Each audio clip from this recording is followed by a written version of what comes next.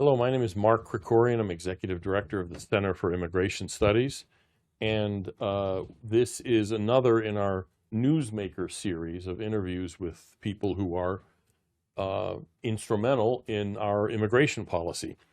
Today's guest is Michael Banks, who's the 27th Chief of the U.S. Border Patrol. Mike's a Georgian native who has a long career in law enforcement, was in the Navy, was basically a cop.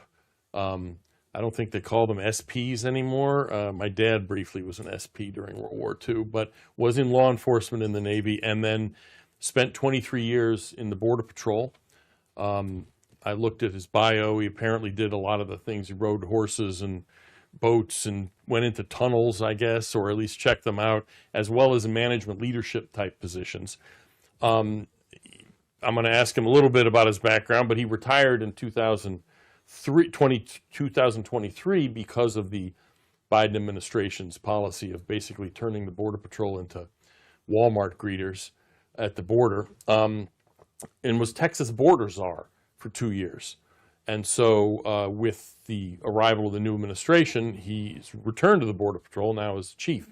So thanks for coming in, Chief. I really appreciate it. And the first thing I think I'd like to ask, before I get to what's happening at the border, you were out of the Border Patrol for 2 years, but still working on border type stuff because you were border czar in Texas. Did that give you kind of a different perspective that, say, if you had stayed in the Border Patrol maybe the whole time, you wouldn't have had? So I think it did give me the perspective, and it gave me a perspective looking at it from a state level and the impact that it's having on the state. My entire career, I looked at everything as the big picture, not necessarily how it impacted individual states. And so it really opened up my eyes to the direct impact at the state level. So why did you leave? I mean, we can kind of, I can impute why you left, but why do you think you left? Or what do you want to say about that? No, I'll tell you the same thing I tell every agent when I meet with them. I made a decision that I did not feel that I could honor the oath that I took as a Border Patrol agent and abide by the policies that the Biden administration had put into place. I felt those policies usurped law. And as someone who had been in law enforcement since I was 17, I didn't feel I could honor my oath. And so I got an opportunity to go to Texas and apply my knowledge and experience of years in the Border Patrol, years of law enforcement at the state level to try to help protect the state of Texas. So now about what's going on at the border. Obviously, huge difference, 90+% drop in illegal crossings. Just to begin with, why? What happened? So, you heard a lot over the previous 4 years that we needed new laws to secure the border, right? We've already proven that's not true. We didn't have one single change in law since January the 21st as it applies to the Immigration Nationalization Act. What we simply needed was an administration that would allow Border Patrol agents to enforce the law. And the reason why your border is secure now is because this administration, from President Trump to Secretary Noem and to Commissioner Rodney Scott, is they've empowered the Border Patrol to go out and do exactly what we know how to do, which is enforce the law. And so imagine this. If you know that if you give up everything in your home and you make this long, treacherous journey and you arrive at this country and you come in illegally, that there will be zero consequence. Why would you not come? And so we're back to delivering consequences. If you come, you're going to be apprehended. If you're apprehended, you're going to be prosecuted for whatever crimes you violated. And when you're done serving that time, you're going to be returned to your home country or a safe third country.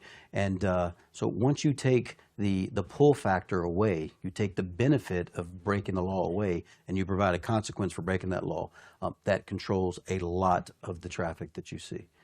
Now, one of the things is you had talked about, this was a tweet or something, that there had been 0 releases of people apprehended at the border. And the releases is one of the things that's attracting people, like you suggested.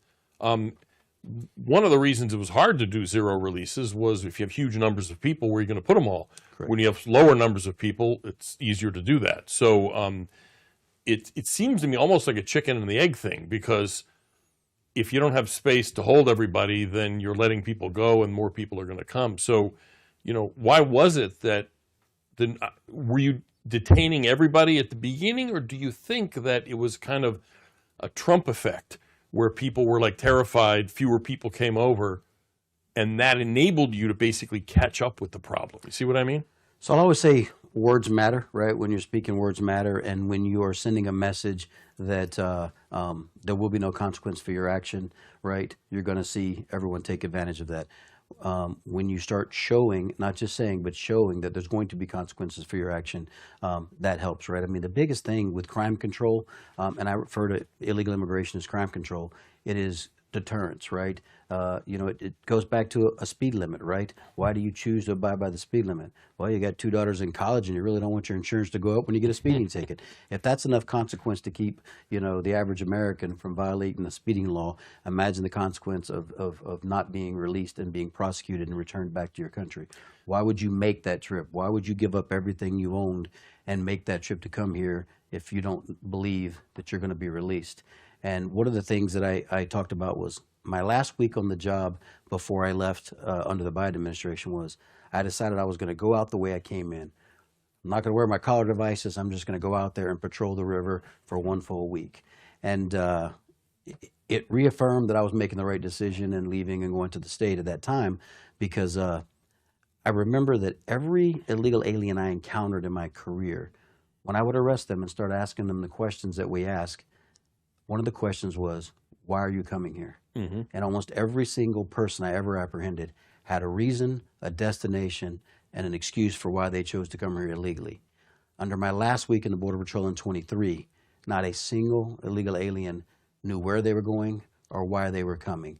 Now, I'm not saying not a single illegal alien that crossed the border didn't have a destination, but I'm telling you, not a single illegal alien that I spoke to in that week.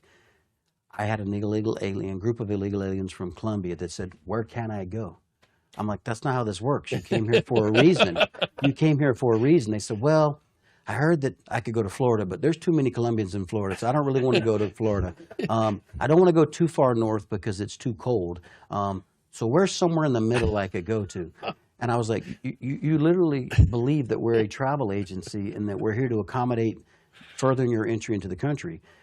And then I thought about it, and I said, you know what? That's what we've been converted into. For sure. And so it reaffirmed that I needed to go out and needed to fight that fight from the state of Texas.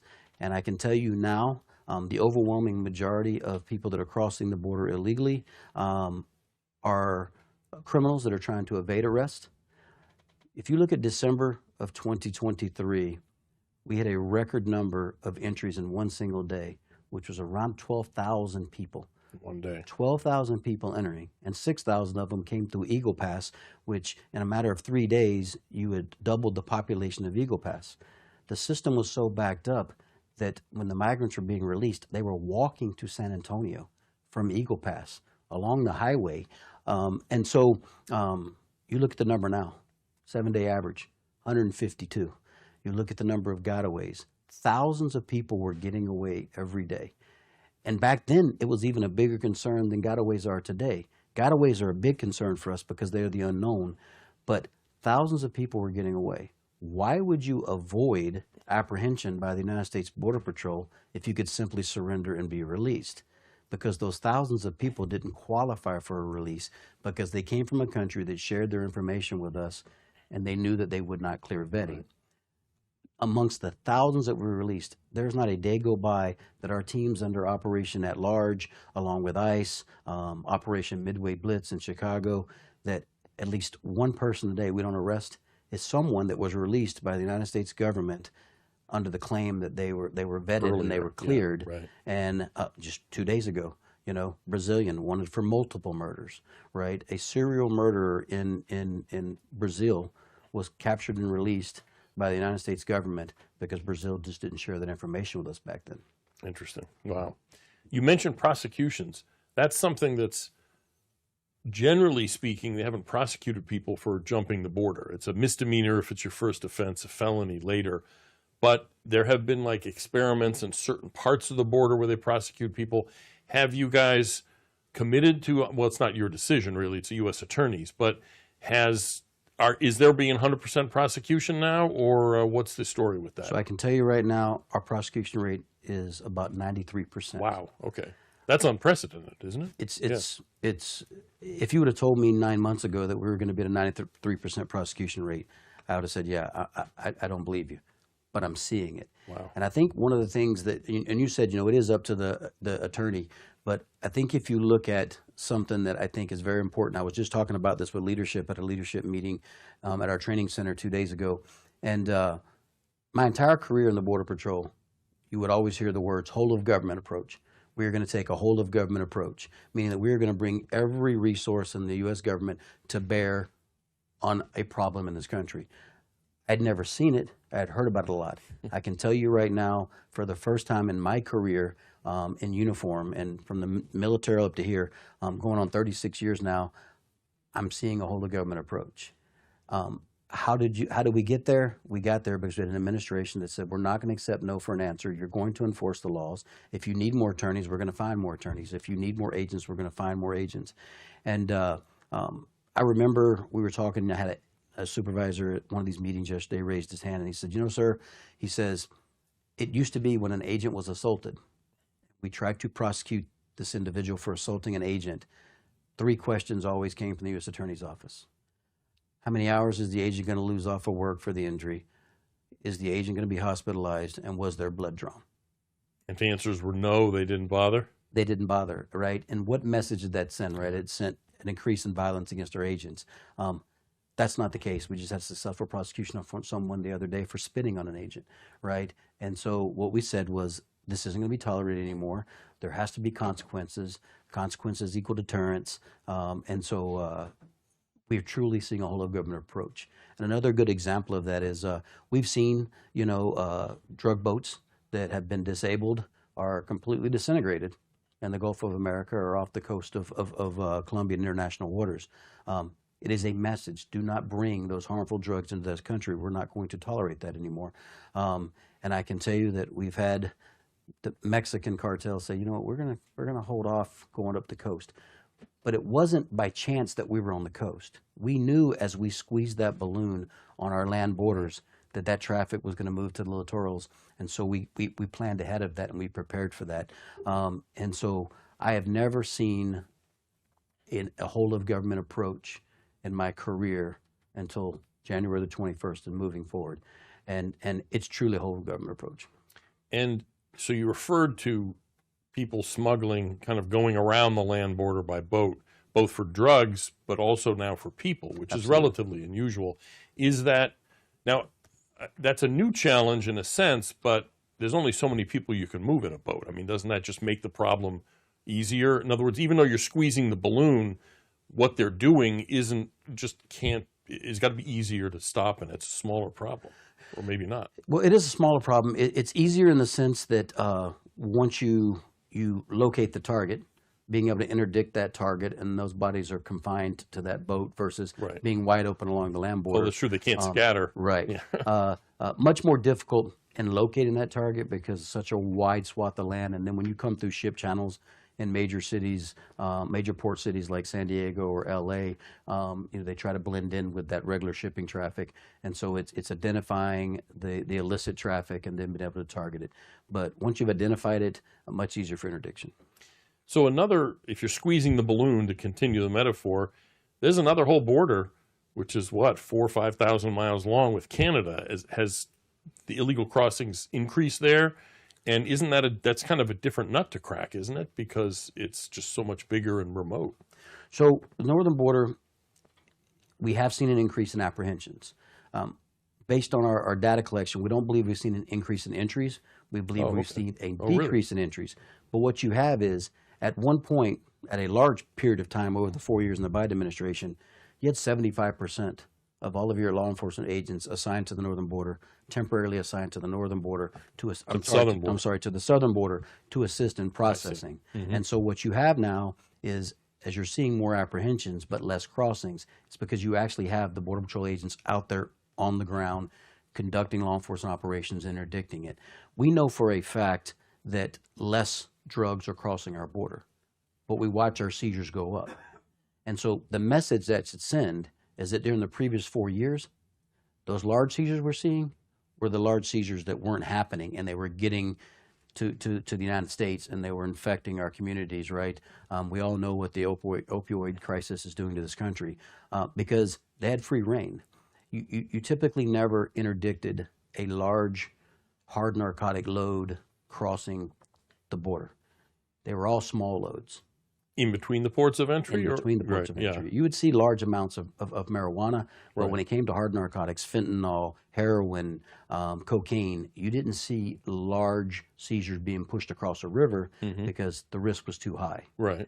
During the previous 4 years is when you started seeing large amounts of hard narcotics because they felt very confident and very comfortable they were able to get them north due to the lack of interdiction. So not only have we been able to return our northern border agents back to their northern border, but as part of the big, beautiful bill, we were funded for an additional 3,000 agents. Right. And the expectation is that we're going to right-size the northern border with enough agents to continue doing what they're doing.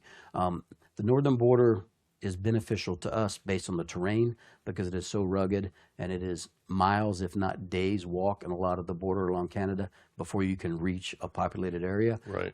And so those are places where you don't see a lot of traffic. We're able to monitor those electronically, right, and respond to that traffic. And then also you have the weather element. When it gets too cold up there, you don't see a lot of traffic moving during those times. And so, yes, we can control the northern border with less resources, at least boots on the ground, but we still got to get right-sized. And so the previous administration didn't just deplete our resources in the forms of technology, vehicles, and it depleted our resources in the way of manpower too. And so as we're working to get our resources built back up, you're going to see us continue to be more and more effective. So one of the things that's different that this administration has done on the southern border is this national defense area, where they basically declared, as I understand it, any federal land along the border to be a Department of Defense or War Department land. In other words, even if it's not a military base, and some of them are, which means that MPs can arrest illegal aliens. How is that working, and how is the coordination or whatever with the Border Patrol? Is it seamless? How's that working? So the Department of War, formerly the Department of Defense, has always been involved in border security. I can't think of a administration in my career where we didn't have then DOD, now DOWAR, assisting Border Patrol. What we've done now with the NDA makes us a lot more effective. And so I'll give you an example. Prior to creating this national defense area, if you had military there on the border, they were very limited in what they could do. Observe and report, call us. You would literally have soldiers saying, yes, a group of 30 just crossed. Okay, they're walking past me. All right, they're north of me. They weren't allowed to have any type of interdiction in that. Under the NDA, what we have done— This is the National Defense Area. National Defense Area. Yeah. What we've done is we have annexed those federal lands and attached them to the nearest base. So now that National Defense Area is part of that DOD installation. And so while posse comitatus prevents a Department of War soldier from being able to make an arrest on U.S. soil, that doesn't include on-site a military installation where they can arrest for trespass. And so now it allows the Department of War soldiers to effect a detention, hold them there until an agent is available to come retrieve those bodies. And so in addition to us applying the illegal immigration charges on them, the Department of War can provide the Title 50 charges, which are charges that relate to military installations. Like trespassing or... Trespassing, damage to military property. Oh, so if they cut like a fence or something, correct, that becomes an additional offense. Correct. Interesting.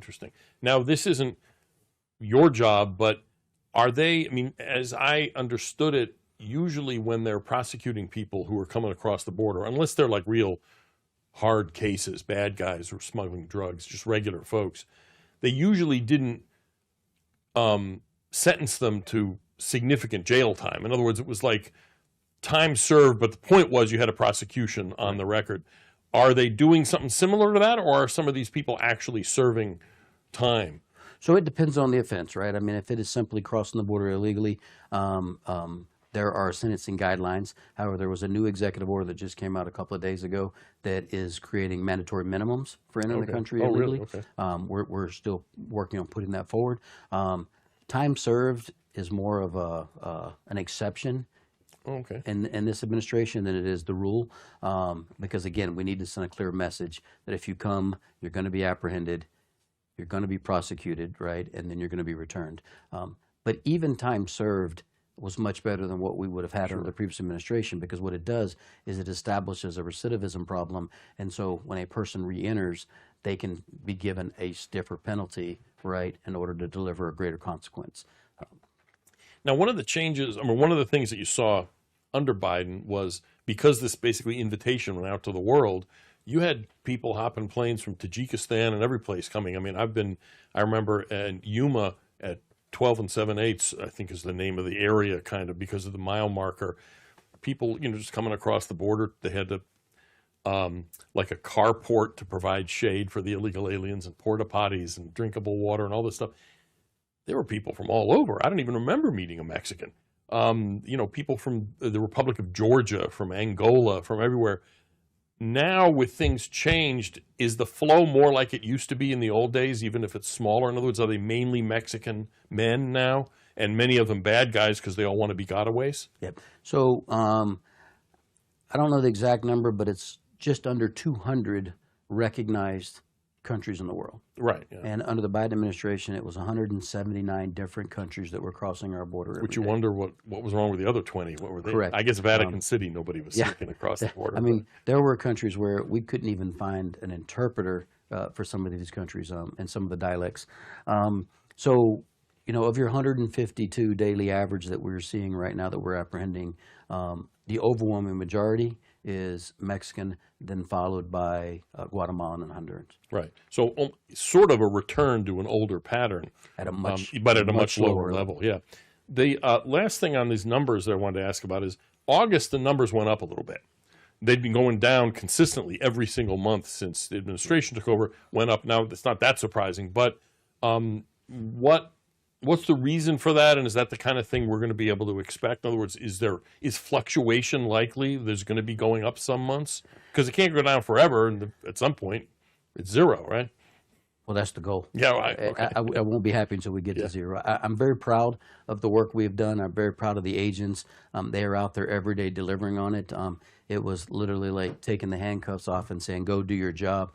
Our goal is zero. I do believe that with the right level of enforcement consequence, we can get there. There used to be, you could almost set your calendar by when you expected the flow to ebb. Our typical flow, time of the year, kind of? Correct. Okay. Our typical ebb and flow was, it went with the harvesting seasons of crops. Groups would come over, they would get in illegally, go work, make enough money, get back home and stay until the money ran out, and then come back again. I always like to say that every president that I've ever served under or has been a president in my lifetime has done something to advance border security. Some at a much smaller rate, some at a much larger rate. The Biden administration was the first administration I'd ever seen that regressed border security, that tore border security down and sent a message, come one, come all. And people used to tell me, man, their border policy is a disaster. And my response was, no, this is planned. Yeah. They know exactly what they're doing, and this is planned. And then as we started spinning up toward the election, surprise, surprise, let's see if we can get them all to be able to vote, even though it's against the law. And I'm like, okay, that's probably one. I think the census was probably another part of that. But we haven't seen those ebbs and flows under the last administration because it was just a steady flow. Right. So I think it's too early for us to tell if that ebb and flow will come back. But I can tell you this, as soon as we started seeing a slight increase in traffic, we immediately started putting in new things into place in order to ensure that we're going to go back to going in the right direction. I do believe that some of the numbers you look at are, the Border Patrol is doing a lot with ICE. We are working with ICE. We have a large number of our agents working in Chicago and Los Angeles and numerous other cities across the United States. And so a lot of times when you get a Border Patrol app, it's quantified as an at-entry app. And so when you see that Border Patrol apprehensions are going up, it's not a direct reflection on the number of people that are crossing the border. It's a direct reflection on the number of apprehensions that we have made. We've gone back to correct our systems to make sure that our systems are identifying the difference between an at-entry app versus someone that has been domiciled in this country. And so that immediately started making a correction on our numbers. And then the other thing that you're seeing is we're doing what we call a reconciliation piece. And what we do is when we apprehend someone in the interior of the United States that is not an at-entry app, we go back through intel collection and try to be able to determine when that person came so that we can associate them with that gotaway that we had before in order to reconcile those numbers to ensure that we have accurate numbers. Right. And sometimes it takes days for those numbers to settle. But the very slight increase we saw in August, we were already seeing that number decrease again. And that leads me to think about the kind of political reaction to the success that you have had. Is that, or at least it seems on some people's part, maybe even in Congress, but also some in the public, they figure, okay, well, the border's fixed. It's like, this is all set, and what do we need? Why are we spending all this money since we fixed the border? And my sense is, well, but if you stop doing that, then you're unfixing the border. So, I mean, is this something you've sort of had to deal with? I guess the way to say it is, I'm not trying to ask you what you're talking to members of Congress and stuff, but do you get the sense that there are some who are saying, okay, well, this is solved, it's off the table, now we're done, right? So I get the sense that some are going to say it's solved when there's 10,000 people coming across the border a day. And so, which we've seen, the border's secure, and I'm not sure what border they're referring to. I will tell you this. The United States Border Patrol would not have been able to get the border as secure as it is today without the help of the Department of War, without the help of DOJ. Look, everyone out there that is a law enforcement officer in the federal government is in some way, shape, or form working on border security right now. Now, as the Border Patrol starts building our resources back up with the funding that we've been given, we want to get back to a point, we will get back to a point where we will control the border without the assistance of all of this support. But you cannot take that support away. And when it comes to finances, there's two things I like to quantify, which are the biggest tax savings to America. One is a border wall system. A border wall system has proven time and time again, everywhere we've ever built it, that it allows you to control a much greater area with a much smaller workforce, right? And so increases productivity, basically. It's a force multiplier, right? It allows us to see the traffic coming, to put our agents in the right place at the right time for the interdiction. And so everywhere we've ever built wall, those areas still today are controlled with much less manpower. The border wall pays for itself time and time again. As far as the money we're spending on resources for the Border Patrol and the money we're spending on agents for the Border Patrol, it will get us back to a position where we can do this without the support of the other agencies. We're always going to work together, but without them being so heavily involved in what we're doing, which is going to be a huge cost savings to the taxpayers, because when you're employing Border Patrol agents that live in that area, that reside in that area, it's much cheaper than when you're having to temporarily assign people to a location. You're paying lodging and you're paying per diem. Anytime you're able to do that. Additionally, resources that we're getting from both DOD or DOW or Department of War and other locations is we're getting a lot of technological support that is helping us, such as the ability for them to spot traffic moving in the night, right? The ability for them to spot traffic moving in the daytime in the form of technology. As we build back up our technology, we can dial back on those resources. You do it yourself, basically. And do it ourselves and get them back to doing their original mission. But I have to give credit to this administration and truly putting whole of government into action and the level of support that we've had. I have 34 years now in uniform, and I have never seen the level of can do, will do, must do, failure is not an option that I've seen right now from this whole of government approach. So you mentioned the wall, and what's the progress on that? Because, I went to various places in the wall. I remember in New Mexico, we went to a section of the wall where they'd finished the wall and they'd put the doorway in for the gate that's required by the Boundary and Water Commission, but they were told to stop work before they put the gate in. So it was almost like a scene from Blazing Saddles, where they have this toll booth in the middle of the desert and you can just go around it. It's sort of the opposite of that. They have a wall and there's a big gate with nothing there. Are those gaps being filled? Is that the first priority? Anyway, the point is, what's going on with the wall? So every gap, every day, we're out there. We're turning and burning. It's all gas, no brakes downhill, and getting those gaps filled. We've produced almost 82 miles of wall since January. I want to quantify that though. We're doing that with money that the prior administration had, and the legislative language, the appropriations language said you cannot use this money for anything else, and they just So this refused isn't it. the new money. This No, isn't the new bill. new money. Okay, wow. Okay. Now, I will tell you that now that we have the new money, we're going to continue. We're actually, the progress we're making right now is spending the money that the previous administration refused to spend that could only be used for that. And then the additional money, we're going to continue. We're going to continue with our border wall system. And I think it's important, if I could take a few minutes to kind of describe what that system is, because when people say wall, well, what's a wall going to stop? It's not just a wall. It's all the attributes that come with it. It's ground-based sensors. It's camera systems so that we can see the threat as it's approaching and position ourselves in place. It is actually roads, which is one of probably the biggest things we need on the border. There are places along the U.S.-Mexican border where I can sit and look 200 yards away and watch a bundle of narcotics even come over a wall, but I have no way to get there. And so now both of us are racing up to the highway, and then it's a pursuit down the highway. And listen, if you run from us, we're going to pursue you. But if I can do anything to prevent a pursuit from happening, it makes it a lot safer for everybody, including the community. And so with that wall comes that lateral system to allow agents to be able to rapidly move east and west along that border. And so that's our biggest investment, is the wall and the technology that comes with that wall. Build a wall and walk away from it, it does you no good. Build a wall and man it, and it's been proven for centuries, right, that it's a very effective defense of a nation. So we have a question here, something I wanted to ask also. This is about staffing up. You've got the money for 3,000 new agents. Staffing up fast can be a problem. Vetting people, training people. Years ago, you probably weren't in D.C. at the time. I was. The MPD, the local police, staffed up, and they did it way too fast, sloppily. They ended up having drug dealers become police officers, and it was a total disaster.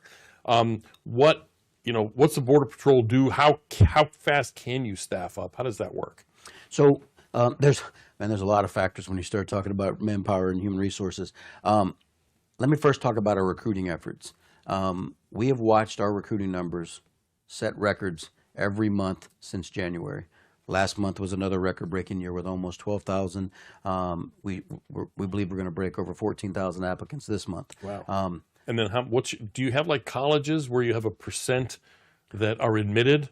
Right. And see what I mean? And so that was my second point, is that the more applicants we have, the tougher we can be in ensuring that we're getting the best top quality candidates, where when you can't pay someone enough bonuses to join, and you've got to take what's available, right. It makes it much more difficult. But I can tell you, our quality of candidates, our vetting system is very firm. We do require participation in a polygraph examination to become a Border Patrol agent. And so we set a record right now at the academy, at our Border Patrol Academy right now. We have about 1,100 trainees going through our academy. We have not, for lack of a better term, dumbed down our academy. The standards are the same today as they were 4 years ago, as the same they're going to be next month. We're not going to decrease the amount of training we give. I will tell you that I thought it was going to be a lot more difficult to get our recruiting numbers back up, but it really is as simple as this. When someone applies for law enforcement, they want to go in and they want to do law enforcement. Right. Imagine that. They want to enforce the law. and being as part of an administration that says go out there and enforce the law, our recruiting numbers fix themselves, because people want to apply to be a part of this mission, to help secure America, to go out and actually perform those law enforcement functions.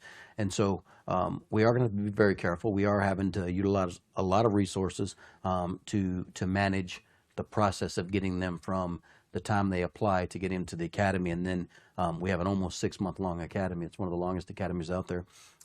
But we feel very confident that we're going to meet our numbers. Hopefully we'll exceed them. Is attrition down? Because that's always been a problem. When morale isn't high, Border Patrol, like you said, it's a very extensive training. So they're highly trained. You have to know Spanish. And so you're pretty marketable to the Houston PD or somewhere else. So there's always been attrition. Retention has always been a problem. Is that better now? Yeah, there have been. And so the earliest age you can retire as a Border Patrol agent is the age of 50. Right? No matter how much time you got in, no matter how young you come in, you have to at least achieve the age of 50. you're mandatory in all federal law enforcement at the age of 57. Right. Prior to the Biden administration, the average retirement age for a Border Patrol agent was 56 and a half years. Agents loved their jobs. They stayed until mandatory. And couldn't they get waivers too? I And remember you could get talking. waivers up to Yeah. 60. So some people with stayed longer. physicals and Right. participating in physical fitness exams to make sure you could still do the job. I can tell you that within weeks of coming back into the Border Patrol, we saw thousands of people pull their retirement paperwork and decide to stay. Wow. Our retirement age our average retirement age dropped from about 56 to 50. People were going as soon as they were amenable.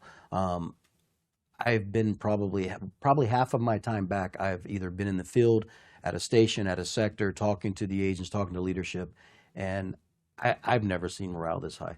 Morale wasn't this high during the first Trump administration. People are excited. They're happy to be able to go out and do their jobs again, and so they've never seen the level of support that we're getting. And so I'd say morale's probably the highest it's ever been. Look, we're not always going to be happy about everything all the time, but I can tell you that our morale is through the roof. That does great things for recruiting because agents are back out there. They're walking with pride. They're holding their head high. They're actually getting to do their job. They're not being told, go cut a fence and let people in. They're being told, shut that fence down. You're not going to let people in illegally. And so morale's through the roof. Our numbers are going back up. We're getting there faster than I thought we would without making any concessions into the quality. And we've got a better pool of quality candidates to pick from. And over the past 4 years, like you said, I mean, I want to cast aspersions on anybody, but I can to deduce from what you said, quality maybe was down some, but also people just learned differently. New agents, all they knew is to be Walmart greeters, welcome wagons. And so and people were retiring early. So was there a loss of kind of institutional memory? I mean, because any organization like that, you know, the older guys are the ones who are teaching the younger. I mean, you come out of the academy, you still don't know anything until you actually are out there in the dirt in the middle of the night. So was there a loss of sort of the transmission of kind of the, you know, the lore, I guess, for want of a better word, of how to do the job? And how do you backfill that kind of thing? So absolutely. Not only did you have agents retiring as soon as they were eligible, but you have to remember that if most agents have been in the patrol less than 4 years, all they know how to do is process. Right. They just weren't given the opportunity to go out and actually do the law enforcement job. And so one of the things we've done is we've come back with a process that we've put in place called Back to the Basics. And so what we're doing is we're pairing up these younger agents that have only been allowed to process for 4 years with those seasoned agents that are still there so they can impart that knowledge, mentorship, right? I don't want to say field training program because that's a very regimented program that they've been through, but it is, you know, kind of going out there and reteaching them the art of sign cutting. I mean, there are things that the Border Patrol does phenomenally. We can look at a footprint on the ground and tell you, based on the toe dig, how fast a person's moving, and be able to use math to determine how far they could go. It is no surprise that every time there's a manhunt in this country for an escaped felon or escaped convict, they call on the Border Patrol to help track them down, much like we did in Louisiana recently. And there'll be some stuff in the news about somebody we just discovered today out assisting up in Washington. That's an art form, right? That's not a science. That is an art form. It takes time. Being able to follow a group out and get to a bush and be able to look at that bush and determine whether or not that person has a backpack or whether that person has a mochila that's carrying narcotics, just by things that may have been left behind on the branches. Those are an art form, and you lose that art if you're not constantly doing it. Right. And so we've instituted a Back to the Basics to get these seasoned agents to bring some of these younger agents that didn't get to experience that, get them back up to where they need to be. Are there any people who retired early that are coming back? Significantly. So we've reinstituted two programs. One is called a Rehired Annuitant program, and this is specifically to help with exactly what you were just talking about. And so what it says is if you've been retired for a certain amount of time and you're within a certain amount of age, we want you to come back. We want you to come back in. And are people taking them up on that? Taking up on that? I'm signing off on stacks and stacks a day. Oh, really? Okay. It has been one of our biggest hiring pushes. And then we have a reinstatement program. And what it says is, if you were a Border Patrol agent, you did the training, you were certified, and you left and went to another law enforcement agency, and you realize the grass is not green on the other side. And oh, by Only the way, federal or any law enforcement? law enforcement. Oh, okay, Right. yeah. You'd like to come back, we'd like to welcome you back home to the real Border Patrol that's going to go out and enforce the law and go out and do all the things that you left because you weren't allowed to do anymore. We want you back. Without having to go through the whole academy process all Correct. over. You've already been certified. You're certified. Interesting. There's still a train up. You're not just going to come back and grab a badge and gun and go out, but you're going to come back, go through that training process, right, to get you caught back up and then get you back out there. Interesting. You had mentioned in talking about apprehensions that some of the people in those stats are people that you guys got in Chicago or Denver or whatever on these various enforcement pushes the administration is doing. How is that working? I mean, doesn't that strip people off the border? Because obviously, if you've got a Border Patrol agent walking around in Adams Morgan here in Washington, he's not on the border. How does that working? How is that? I mean, are the agents working with the local cops? Are Border Patrol going out on their own? How does that? What's the story with that? So it depends on where you're at, right? Pretty much anywhere in the state of Texas, if you go. Okay, well, it's yeah. Right, we're working with the locals, the states, the cities, the counties. In other cities and states, they're very limited in what they can do based on their policies or what they're allowed to do based on their policies, which is something that we definitely understand. I kind of wrestled with this one at first when I was deciding whether or not I was going to agree with Border Patrol agents being north of the border, because our number one priority is to get that border shut down. That is the Border Patrol's job. If it crosses between the port of entry illegally, we need to locate it, apprehend it. Our first job is to deter. Our first job is to convince them that you don't not want to come through numerous pathways. But if you do come, we're going to pursue you. We're going to apprehend you and put you in a process. And so I had a lot of agents tell me, Chief, you talk a lot about control the line, control the line, control the line. And I'm like, yes, that's our priority. But then we took agents and we pulled them off and we put them in interior locations. I did it first as a test. I wanted to test some theories. And it's actually been a huge deterrent for us because the message used to be... Deterrent? You mean sending people It's been a deterrent to the for cities? people coming. That's what I mean, Sending yeah. people to the cities. Oh, wow, okay. And I'll give you an example. If you crossed anywhere on the border and you made it past the Border Patrol, where are you going to go? You're going to go to places that advertise themselves as sanctuary Sure. cities. You're going to go to places like Los Angeles. You're going to go to places like Chicago. You're going to go to places where you believe that you can get away with that. And even if you commit other crimes, well, we'll deal with it here, but we're not going to tell anyone. And so now the message is, if you get past the Border Patrol, that does not mean you have nothing to worry about. People say, well, people are living in fear. Here's my response to people living in fear. If you were in this country illegally, you should be afraid that the United States Border Patrol is going to locate you, we're going to arrest you, we're going to prosecute you and remove you. If you were here legally, then you don't have anything to worry about. Right. And so that message has been resonating because once you start making interior apprehensions of people in the country illegally, the first thing they start doing is communicating with their people in their country. Right. And message gets out real fast. Sanctuary city does not mean sanctuary city because we don't accept that. And if you're here illegally, we're going to enforce that law. And we literally can draw a line at watching our numbers continue to decrease every time we add another interior city. So in a sense, smartphones are a problem, can be, but they also help you in the sense that the word gets back It does. right away. It is. And that's what we want. We want the message. Yeah. We want everyone that we arrest to call back home and let them know, I was arrested, and I was arrested in a sanctuary city, right? I was arrested crossing the border. I couldn't get across the border because there's just too many agents there. That's the message we want. And under Biden, it was the opposite message. In other words, they get Absolutely. away, they take a selfie of themselves at the McAllen bus station, and hey, I'm on my way. I was in Yuma, Arizona, right before I retired, and I watched a family come across with 18 pieces of luggage. Yep. 18 pieces of luggage to cross into this country illegally. I have a Border Patrol luggage tag from Yuma where the Border Patrol, they filled out the luggage tag and they delivered it to it was just preposterous. It was. Yeah. So anyway, so is a question here, and this is, we've referred to detention space, but that matters to you guys because, you have to have somewhere to hold people.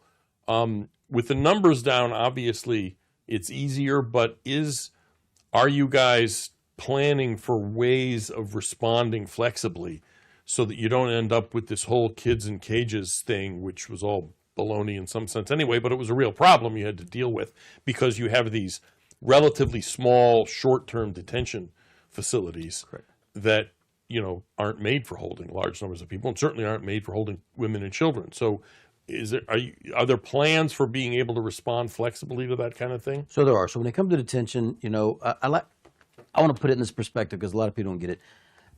The U.S. Border Patrol, I would equate us to being like your local law enforcement. A police officer makes an arrest for a DUI.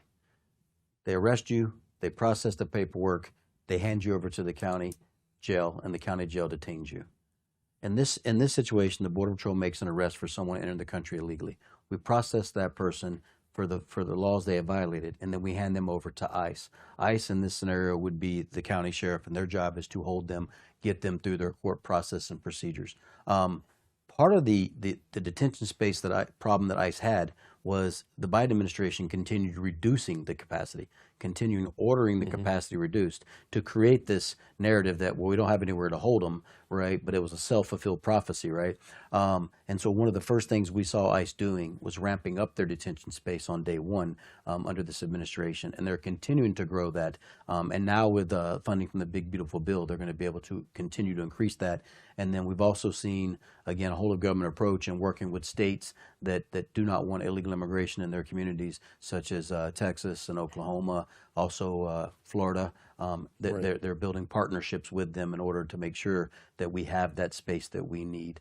And so at this point, we're headed in the right direction. We have enough space for what we're doing right now because you can imagine from arrest to removal, there's a time space in there, right? And there has to be appropriate detention.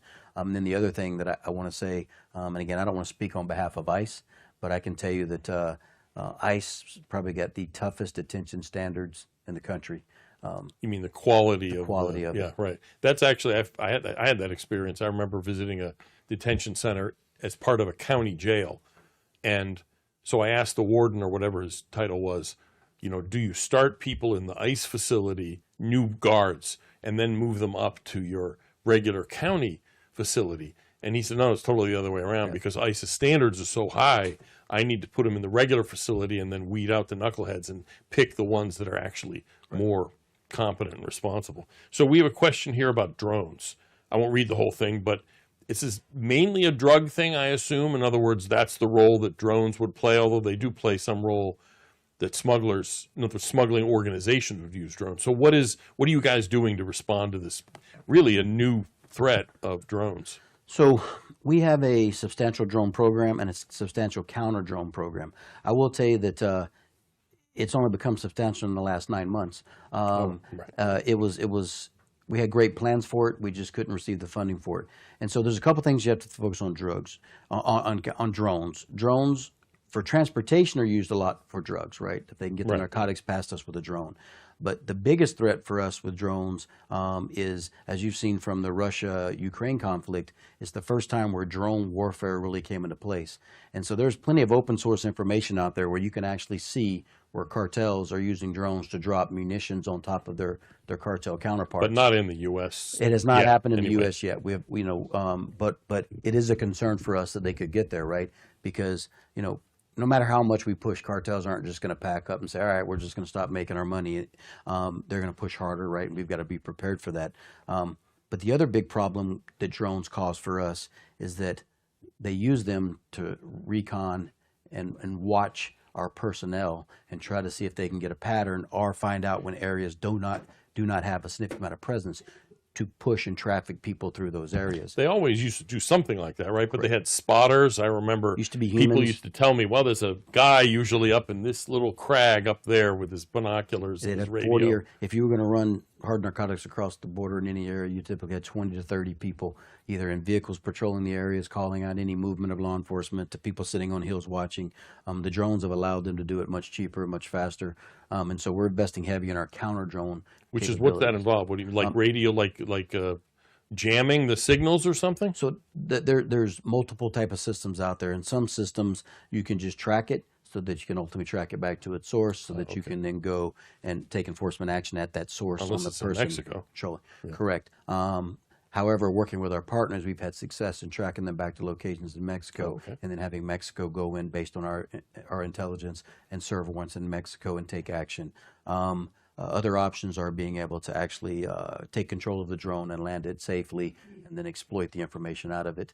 That will help us know what kind of Like traps hijack it, basically. Correct. Oh, interesting. And then ultimately, if it's an event that we believe the drone has munitions on it, we can down that drone in a safe area that's going to be, protect our forces out there to make sure they're not injured.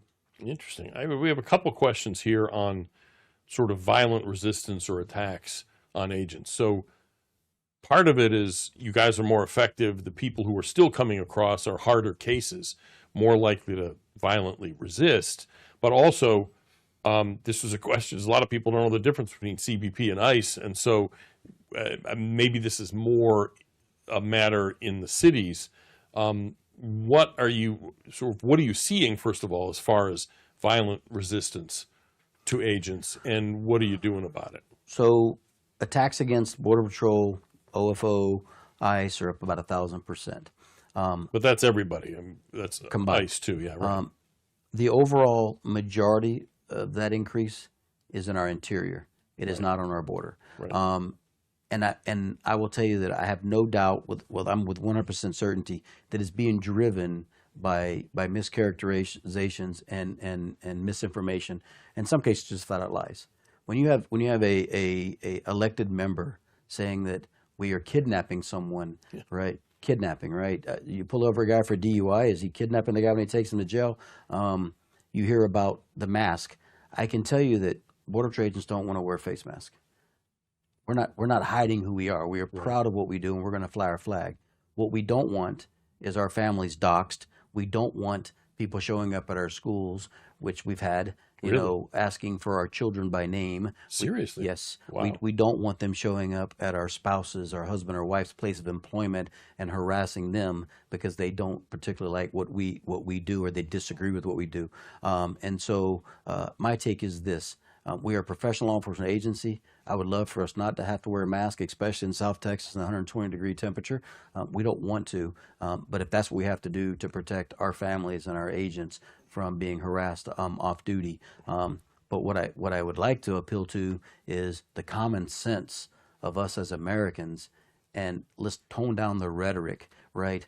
When a law enforcement officer clearly marked is affecting an arrest, and it's a law enforcement officer, right?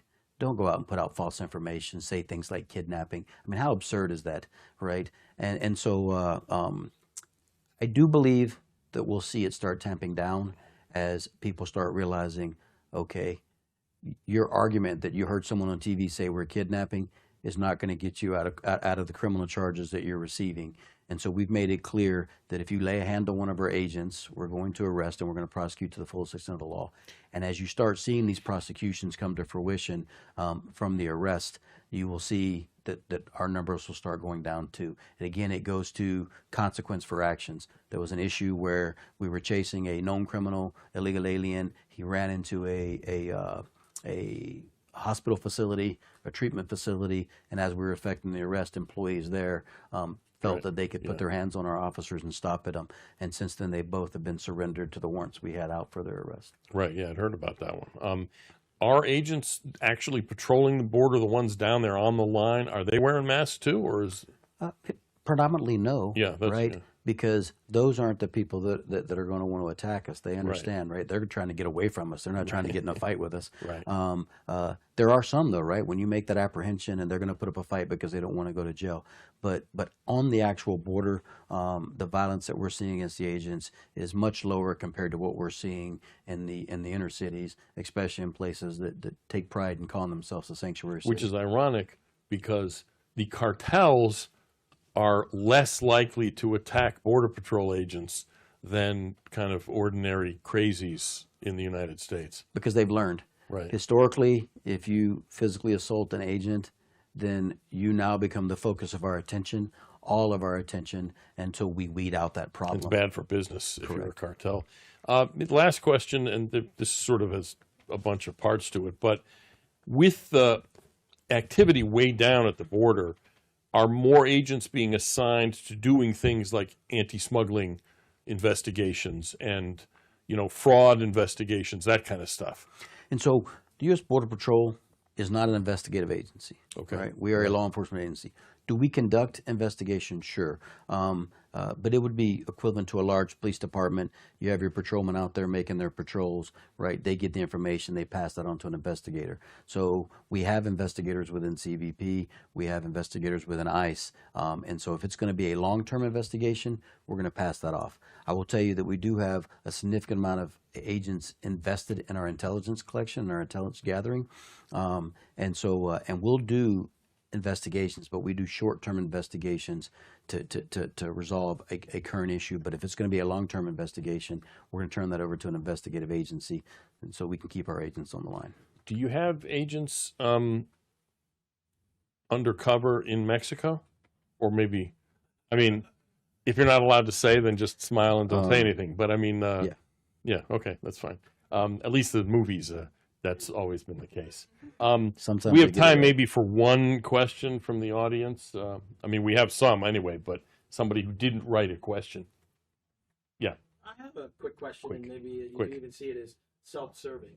But in training, do you guys go through the reasons why it's so important to enforce the law beyond just enforcing the law? Number one reason, interdicting drugs and criminals, crucial. But there are other profound reasons, like trying to protect low-wage American workers from all this job competition, or the fiscal costs, or the overstrained hospitals and schools. I was just wondering, do they get any kind of unit on that so that they at least understand that, yeah, it's very important to keep out criminals and drugs and restore the rule of law, but there are other sound reasons why we limit immigration, and then we should enforce those limits, and that's where you come in. Do they get any of that in training? I'm just kind of curious. So they do, and I will tell you that one of the things I'm most proud about is that the instructors at the Border Patrol Academy are Border Patrol agents, right? They're certified instructors of Border Patrol agents. So as they're being taught the curriculum, they're being given the context and they're being given the why behind it, which I think is very important, especially with our current generation. Yeah. Context matters.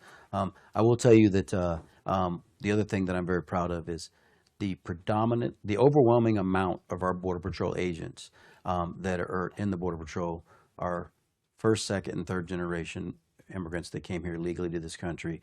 And those are the ones out there, and they understand it better than anybody else. And those are the ones that help us tell those stories to those that don't understand anything about immigration and maybe came from Indiana and didn't even know how to spell immigration until they decided it was something they wanted to do. And so that's very important for us, and given the context. And so I'm very proud of the workforce we have. I'm very proud of how resilient they are, how they've been able to hold on and get through those 4 years. Right now, what we need to do is we need to take this opportunity under this administration to get it the rest of the way secure. Great, we're 93% there. That's outstanding, but we are not waving a victory flag. We have got to get complete and operational control of that border so that it's going to be easier for us to maintain going forward. Once we get it there, then it's just going to be all about maintaining, and it's much easier to maintain something than it is to gain it. Thank you, Chief Banks. Really appreciate your coming in. Good luck in getting to the 93% up to the 100% if it's possible, and great to have you. Okay, thanks. Thank you.